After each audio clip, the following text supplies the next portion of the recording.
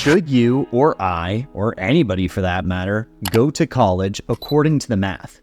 The short answer is no. Today I'm going to walk you through all of the realistic examples of how much it'll cost you to go to college, the breakdown of the living expenses, average debt, what to expect after college, and what the converse other options are if you were to start a business, not go to college at all, while remaining pessimistic on that side and optimistic on the college side. And at the end, I'm also going to add that asterisk and explain to you why college still might make sense for you. So delving straight into the data, we know that the average person looking for a 4-year degree is going to take 4.5 years to actually complete it, which means we have to do our math based on a 4.5-year calculation set. The typical cost of going to college in the United States of America is $25,000 per year, assuming you're able to get some scholarships and grants and things like that, but not a full ride because most people aren't going to get that. We would, let's say,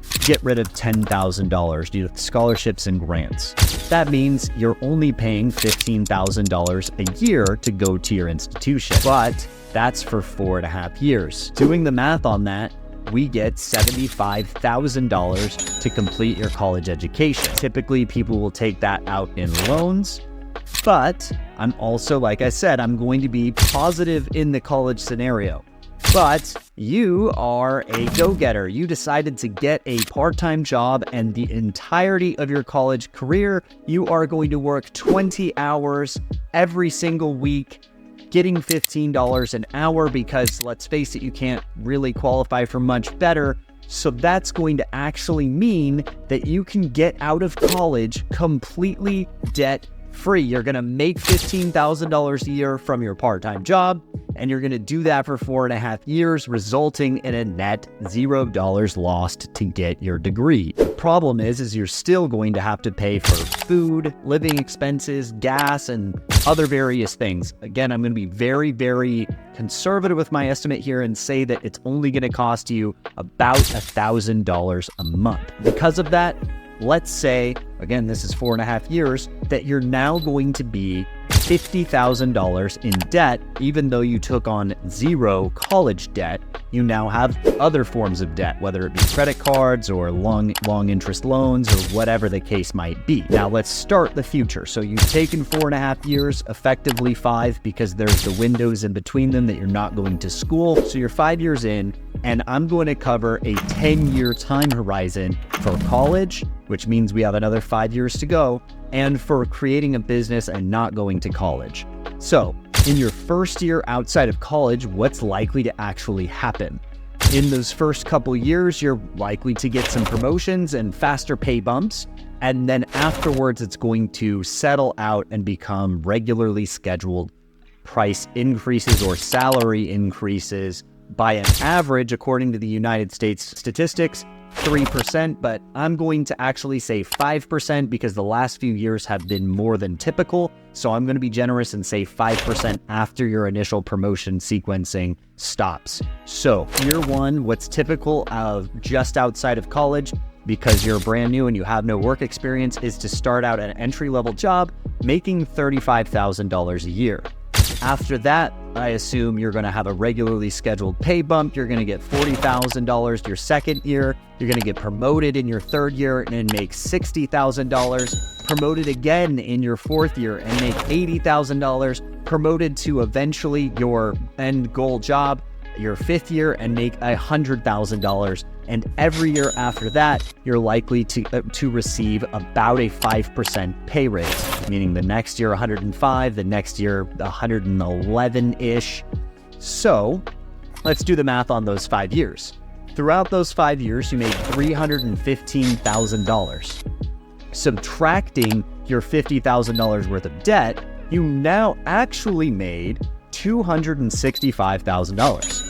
That means over the course of your 10-year plan after your high school career, you will have made $265,000 in total gross revenue. Now, what does the converse side of this equation actually look like? If you did not go to college, you decided to start a business, it doesn't necessarily matter what type of business it is.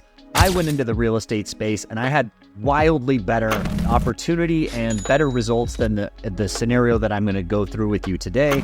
But I'm taking a very conservative approach to starting a typical business and the way that that would actually go. Again, in your first 5 or so years, you're going to have slightly larger jumps because you're learning the craft, you're learning your skill set, you're building clientele bases, and over time, that will also start to taper according to the statistics.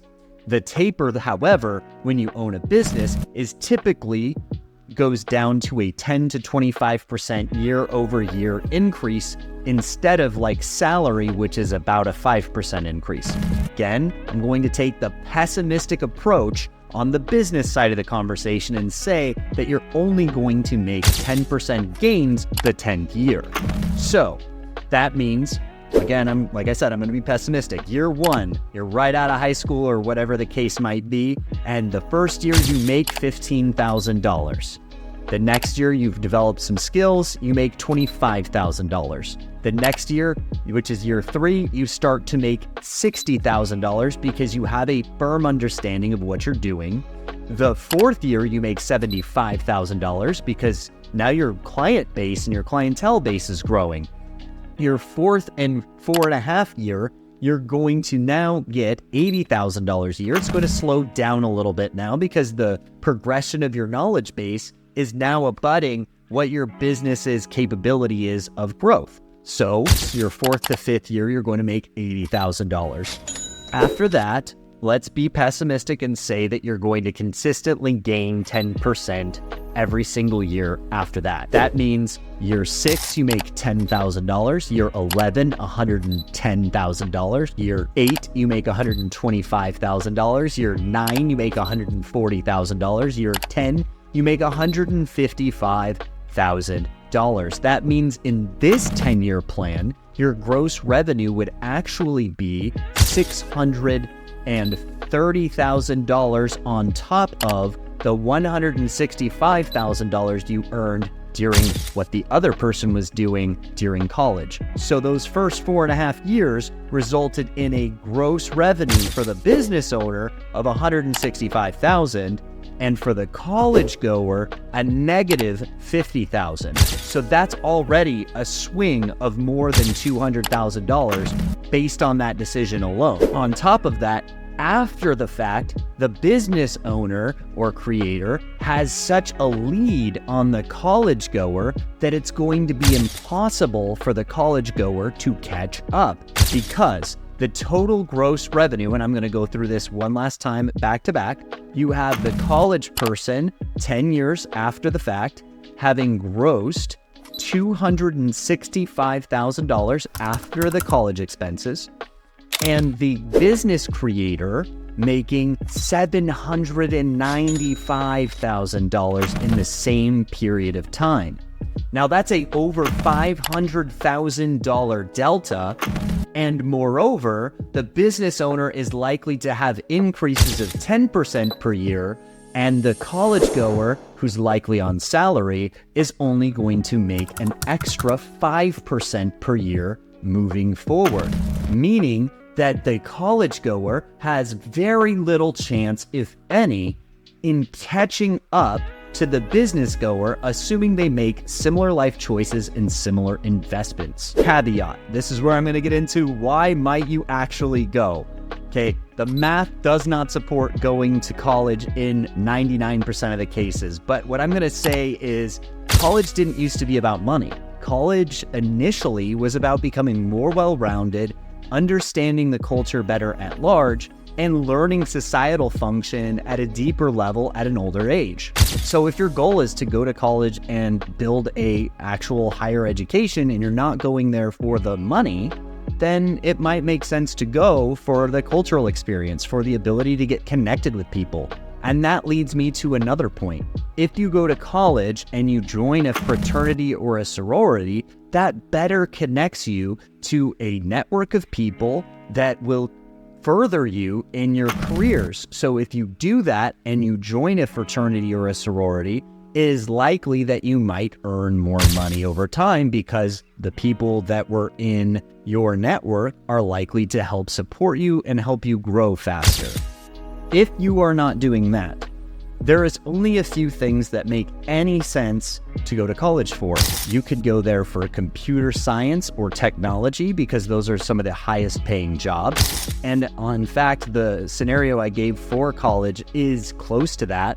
I'd actually say that these three specific degrees might actually make slightly faster than this college progression that I explained earlier. College might make sense if you do computer science technology. If you do healthcare, and not just any healthcare, it has to be high-end healthcare. It has to be for a doctor, a surgeon, a plastic surgeon, something that makes substantially more money than $100,000 a year. It needs to be something that you can easily know can have a widely accepted projection of an income to be over $200,000 per year to make it make any sense at all for the math to check out.